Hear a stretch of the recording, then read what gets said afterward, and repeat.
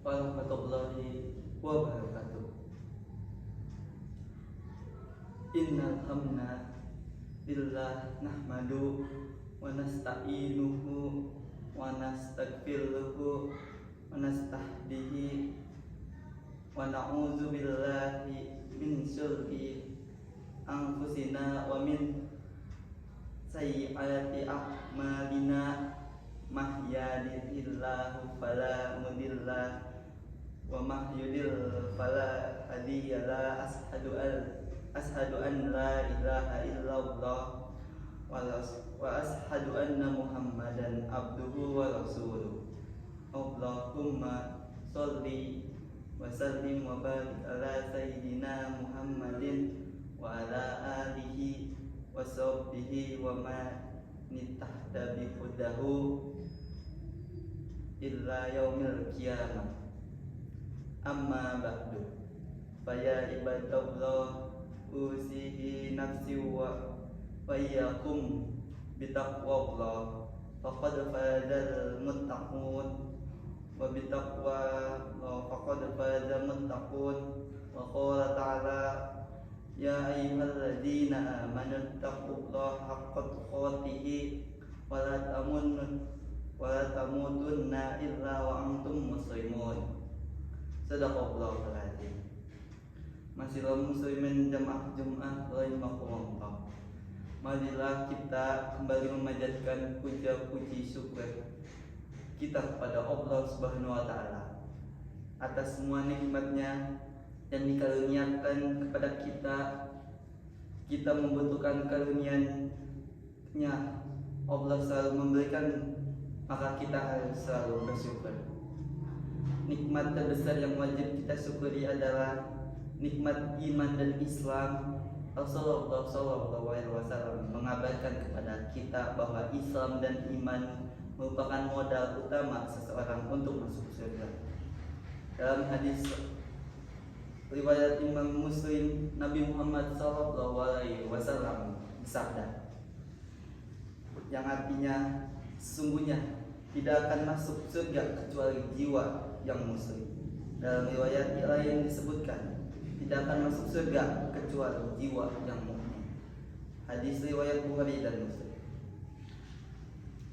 Sebuah keniscayaan bagi kita untuk senantiasa meningkatkan ketakwaan dan rasa syukur kita kepada Allah Subhanahu wa taala yang telah memberikan berbagai nikmat yang tak bisa kita hitung satu persatu. Baru kita sadari bahwa nikmat dari Allah ini bukan hanya dalam bentuk materi saja. Nikmat kesehatan, kesempatan, Islam dan iman lebih berharga dari sekedar nikmat materi yang kita miliki. Bayangkan bagaimana rasanya jika harta banyak namun tidak bisa menikmatinya karena sakit-sakitan. Bagaimana rasanya jika jabatan tinggi namun hati tidak merasa tenang. Oleh karena itu, sebagai seorang makhluk, kita harus menyadari bahwa ada yang memiliki segalanya dari kita dan berhak atas segala perjalanan kehidupan kita di dunia ini, yakni Sang Khalik, Sang Pencipta, Allah Subhanahu wa taala. Masihlah muslimin jamaah Jumat rahimakumullah. Di era modern ini, banyak manusia semakin menunjukkan sikap hedonis, sebuah pandangan hidup yang menganggap bahwa orang akan menjadi bahagia jika bisa mencari kebahagiaan sebanyak mungkin dan sedapat mungkin menghindari perasaan-perasaan yang menyakitkan. Hedonisme adalah salah satu topik yang akan kita bahas pada Jumat kali ini.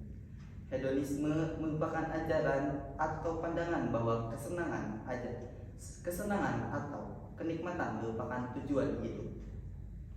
Pandangan ini mengakibatkan manusia berusaha mencari kebahagiaan dengan mengumpulkan harta sebanyak-banyaknya. Dengan berbagai daya upaya, cara-cara mendapatkan harta pun tidak mempedulikan norma-norma agama dan aturan yang ada. Halal, haram, tabrak saja yang penting harta banyak dan kebahagiaan bisa dirasa. Saat ini juga kita rasakan banyak manusia yang mementingkan kuantitas daripada kualitas harta.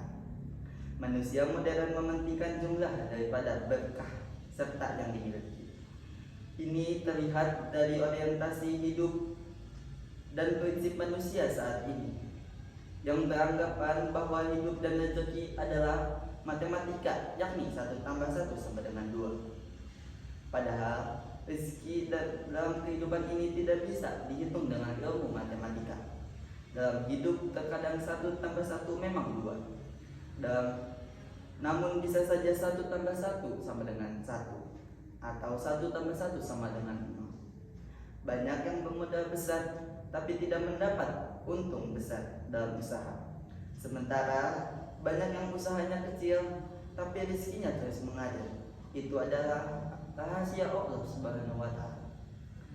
Banyak kita lihat orang bekerja pagi pulang sore, peras keringat, banting tulang, sampai-sampai berani meninggalkan sholat dan ibadah wajib lainnya. Namun kehidupan ekonominya begitu saja. Sementara ada yang bekerja dengan biasa-biasa saja, bisa menjalankan ibadah dengan tenang, namun rezekinya yang didapatkan terus mengalir dan berlipat-lipat ganda. Ini menjadi renungan kita bersama bahwa Allah Subhanahu wa Ta'ala telah memberikan rezeki berupa harta pada masing-masing manusia. Rezeki manusia tak akan tertukar dengan rezeki yang orang lain.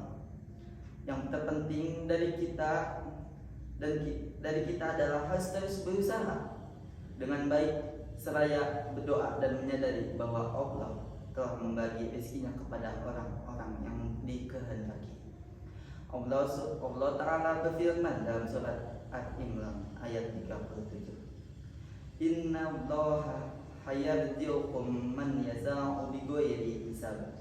Yang artinya sesungguhnya Allah memberi rezeki kepada siapa saja yang dikehendakinya tanpa batas. Masyaallah muslimin jamaah Jumat rahimahumullah. Segala hal terkait dalam rezeki yang sudah didapatkan haruslah kita syukur. Dengan syukur kita tak lagi selalu menghitung-hitung jumlah harta yang kita miliki. Harta adalah wasilah saja untuk kita bisa beribadah dengan tenang kepada Allah. Karena perlu dicatat dan diingat bahwa tugas utama kita hidup di dunia ini adalah memang untuk beribadah, menyembah Allah Subhanahu wa Ta'ala.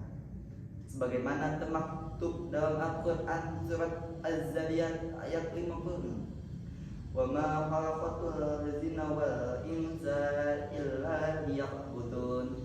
Yang artinya, dan aku tidak menciptakan jin dan manusia melainkan supaya mereka beribadah kepadaku. Syukur ini akan membawa kita tenang dalam menghadapi kerasnya kehidupan dunia.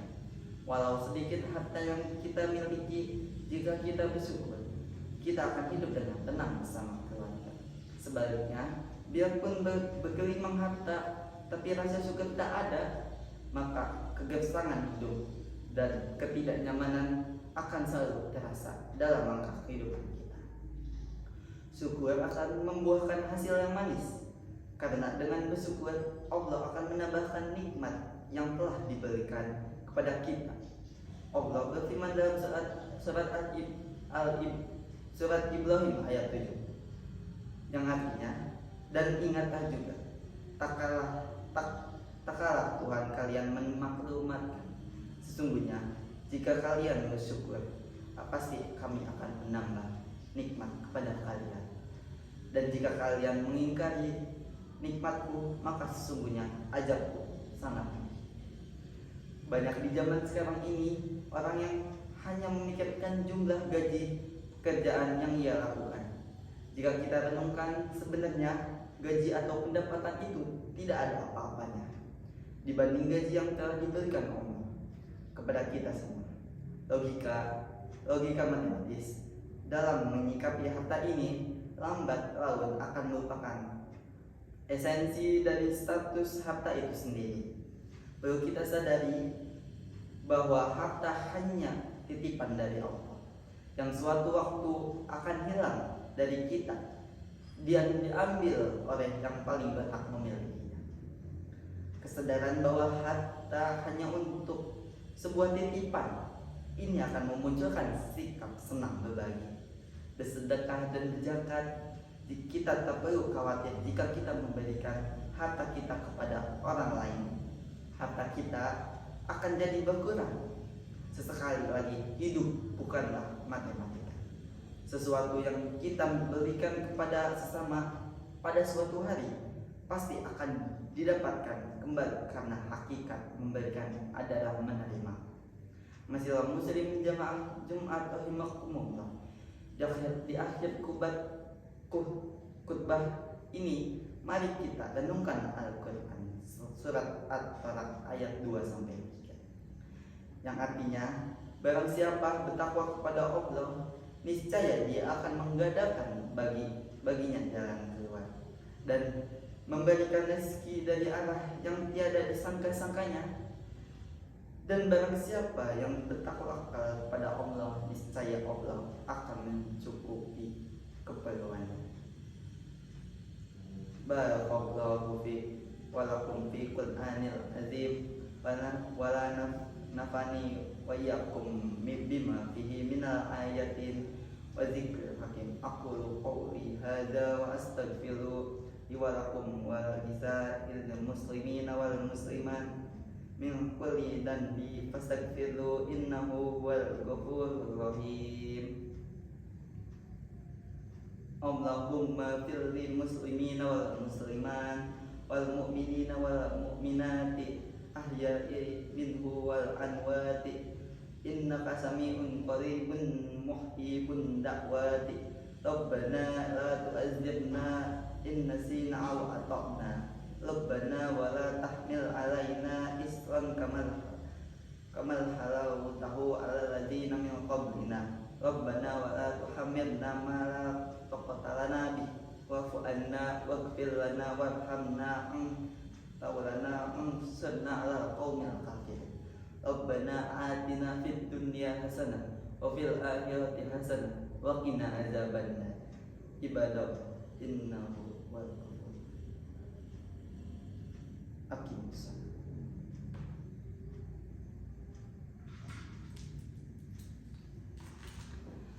Perkenalkan, nama saya Muhammad Fikri Maulana dari kelas 11. Ini video sebagai tugas membuat khutbah Jumat. Terima kasih. Mohon maaf bila ada kesalahan ataupun perkataan yang salah. Mohon dimaklum. Terima kasih.